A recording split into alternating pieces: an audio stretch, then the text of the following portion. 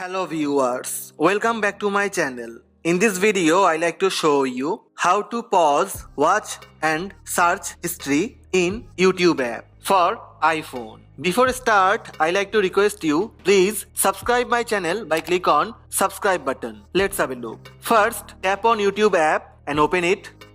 Tap on the profile icon at the top right corner. Then tap on settings. Swipe up and find out pause watch history. Just turn on the button beside pause watch history and tap on pause button. Similarly, you can pause search history. Just turn on the button beside pause search history. That's it. In this way, you can pause, watch and search history on YouTube app using iPhone. Hope this video help you. Please subscribe my channel by tap on red subscribe button. Also, tap on bell button to receive notifications about all new videos. Thank you. Thank you for watching.